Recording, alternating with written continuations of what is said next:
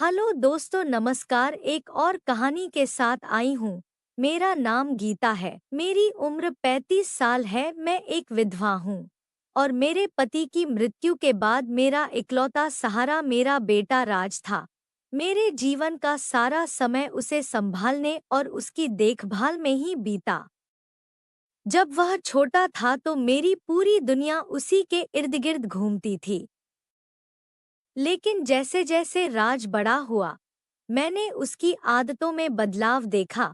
वह अब 17 साल का हो चुका था, लेकिन उसकी हरकतें मुझे अक्सर अजीब लगने लगी। एक दिन रात को जब मैं अपने बिस्तर पर सो रही थी, मुझे कुछ महसूस हुआ। अचानक मुझे अपने शरीर पर किसी का हाथ महसूस हुआ। जब मैं आंखें खोली तो देखा कि राज मेरे पास खड़ा था और धीरे धीरे मेरे अंगों पर अपना हाथ फेर रहा था। मैं थोड़ी देर के लिए स्तब्ध रह गई।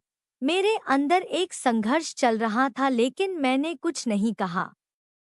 शायद मुझे भी कुछ महसूस हो रहा था। उस रात के बाद मुझे राज की हरकतें और भी स्पष्ट दिखाई देने लगी। वह अक्सर मुझसे ज्यादा करीब आने लगा था और मैं उसकी नीयत को समझ नहीं पा रही थी। एक तरफ में वह एक मर्द और दूसरी तरफ मैं एक औरत भी थी। यह समझना मुश्किल था कि मेरे बेटे के मन में क्या चल रहा था। एक रात जब मैं सो रही थी, राज ने फिर से मेरे पास आकर मेरा स्पर्श किया। मैंने उसकी ओर देखा और उसे रोकने की कोशिश की, लेकिन मेरे अंदर कुछ था जो उसे रोकने नहीं दे रहा था।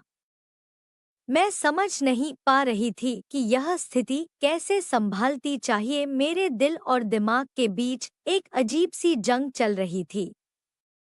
मैंने तय किया कि अब और चुप नहीं रह सकती हूँ, इसलिए मैंने रात से बात करने का फैसला किया। मैंने उसे प्यार से बुलाया और पूछा कि वह ऐसा क्यों कर रहा है। उसने मुझे बताया कि उसे भी समझ नहीं आ रहा कि उसके अंदर क्या हो रहा है। वह भी अपनी भावनाओं को समझने में असमर्थ था।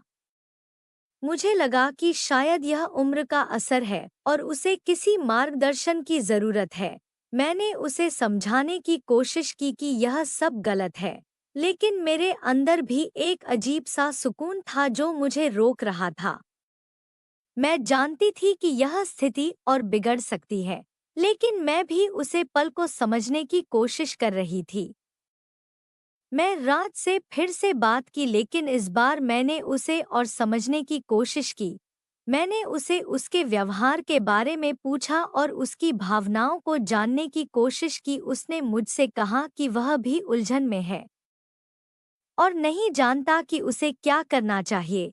मैंने उसे समझाया कि यह एक अस्थायी स्थिति हो सकती है और उसे अपनी भावनाओं पर नियंत्रण रखने की जरूरत है। मैंने उसे काउंसलिंग की मदद लेने का सुझाव दिया ताकि वह अपनी भावनाओं को सही दिशा में ले जा सके।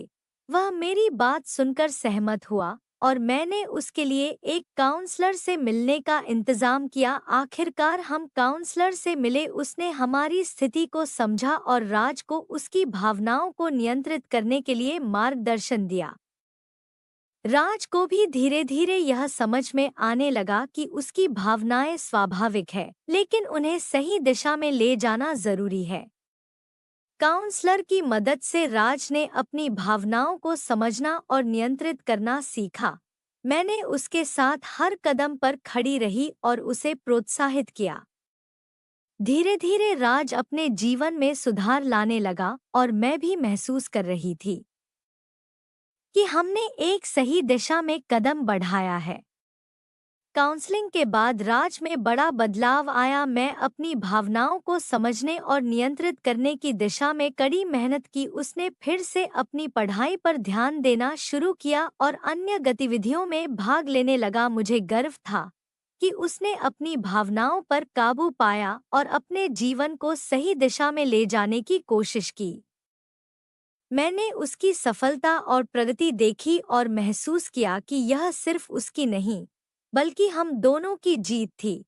हम दोनों ने मिलकर इस मुश्किल स्थिति से बाहर निकालने का रास्ता खोजा था। हमारी जिंदगी अब एक नई दिशा में बढ़ रही थी। आदित्य ने अपने करियर पर ध्यान देना शुरू किया और मैं भी उसकी पढ़ाई और उपलब्धियां में उसे पूरा समर्थन दिया। हमने एक दूसरे के साथ संवाद करना शुरू किया और एक नए तरह के रिश्ते का निर्माण किया। अब हमारे बीच सिर्फ माँ और बेटे का रिश्ता नहीं था, बल्कि एक दूसरे के प्रति गहरी समझ और विश्वास का भी रिश्ता बन गया था। हमारे जीवन में फिर से खुशियाँ लौटने लगी और हम दोनों ने एक नई शुरुआत की। हमारे रिश्ते में सुधार होने के बाद हमने परिवार और समाज के साथ अपने संबंधों को भी मजबूत किया। हमने अपने रिश्ते को फिर से समझा और एक दूसरे के साथ समय बिताने की कोशिश की। राज अब अपने जीवन में एक नई ऊर्जा के साथ आगे बढ़ रहा था और मैं भी अपने जीवन को एक नई दिशा दी। हम दोनों ने मिलकर एक स्वस्थ और खुशहाल जीवन की नींव रखें। हमारे रिश्ते में विश्वास और प्यार फिर से बढ़ने लगा और हम समाज के सामने भी एक मजबूत परिवार के रूप में उभरे। हालांकि हमारी जिंदगी में अब स्थिरता आई थी, लेकिन चुनौतियां अभी भी बनी हुई थी। हमें समाज के सामने अपनी स्थिति को मजबूत बनाए रखने के लिए कड़ी मेहनत करनी पड़ी, लेकिन हमने मिलकर हर मुश्किल का सामना